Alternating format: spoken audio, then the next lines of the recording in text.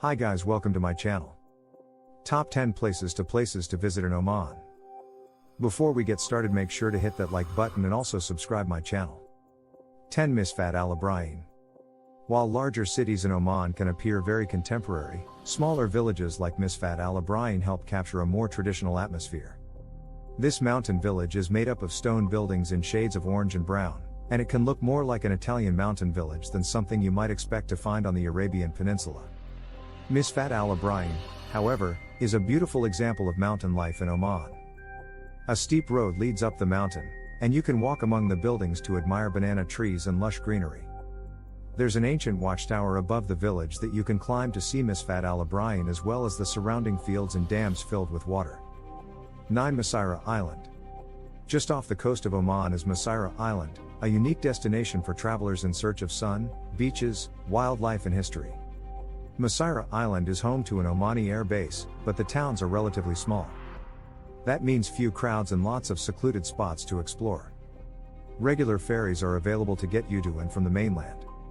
On Masira Island, the top pastimes include swimming, checking out the abundance of shipwrecks just off the coast and watching the more than 30,000 turtles that appear annually in hatching season. 8 Bala. Another incredible destination in Oman is the city of Bala, located in northern Oman. Bala is a kind of oasis in the desert, and it has been a stopping point of travelers for centuries.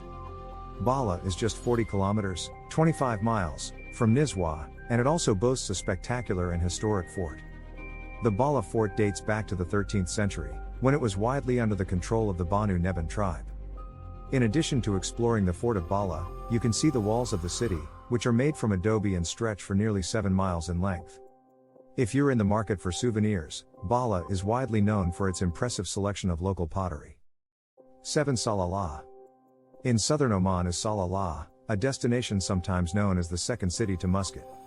Salalah is particularly important today because it is the ancestral home to the Sultan Qaboos, the reigning sultan in Oman since 1970. On a visit to Salalah, you can admire the incredible Qaboos Palace, and you can appreciate older architecture in the old town, known as the Hafa. Step even further back in time by visiting the Al-Balid archaeological site. Salalah is known for its frankincense trade, so be sure to pick some up as a souvenir from the souk in the Hafa. From June to August, monsoon clouds from India bring a constant rain to the area and, as a result, the coastal region around Salalah is transformed into a green oasis with seasonal waterfalls and streams. 6 Jebel Akhdar. Jebel Akhdar can be translated to Green Mountain, and it is a part of the Al-Hajar Mountains. Don't expect a traditional mountaintop, and don't let the green misnomer fool you. The Jebel Akhdar region is a primarily limestone, and contains the highest point in the entire country of Oman. While not covered in lush forests, the elevation makes for cooler temperatures and more agricultural growth than in the desert below.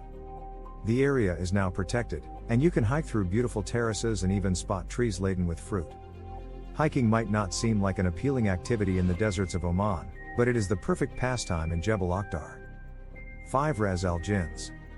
On the easternmost tip of Oman is Ras Al Jins, a turtle reserve that helps to populate and protect the sea turtles of the Indian Ocean.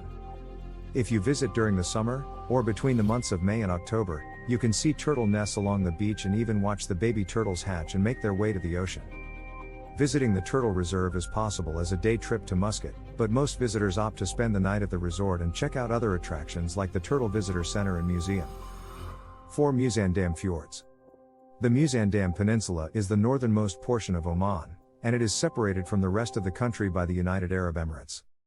Parts of this region are very isolated, and they have long served as the home to residents in mountain villages and coastal communities. The Newzealand Fjords stretch north and offer spectacular views. If you visit the Newzealand Fjords, the highlights can include things like boat trips to explore the coasts and peaks rising up from the water. Population is sparse and wildlife in abundant, making this region one of the best places to visit in Oman for nature lovers. 3 Wahiba Sands. In the center of Oman, desert dunes stretch for miles and create what is called the Wahiba Sands. This is where the Bedu people live, and it is a popular travel destination for those in search of the true, authentic and traditional Oman. Experience the nomadic way of life in the Wahiba Sands by joining a tour that lets you ride on the back of a camel and camp in the desert under the stars. The city of Ibra serves as the major gateway to the Wahiba Sands, and this is where many guided tours begin. 2 Nizwa. In the 6th and 7th centuries, the city of Nizwa served as the capital for Oman. Today, the city is best known for its incredible fort, which was built in the 17th century under the direction of Sultan bin Saif al-Yarabi.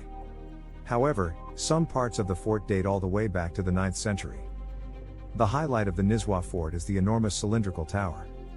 The fort also has some interesting defense mechanisms, including honey traps and unusually shaped windows for shooting approaching enemies. The fort is also a museum, showcasing 17th century life in Oman. While you're in Nizwa, you can also check out the souk, or outdoor market, as well as the unusual goat market held 2 days each week in the city center. 1. Muscat. If you only visit one place in Oman, it is likely to be Muscat.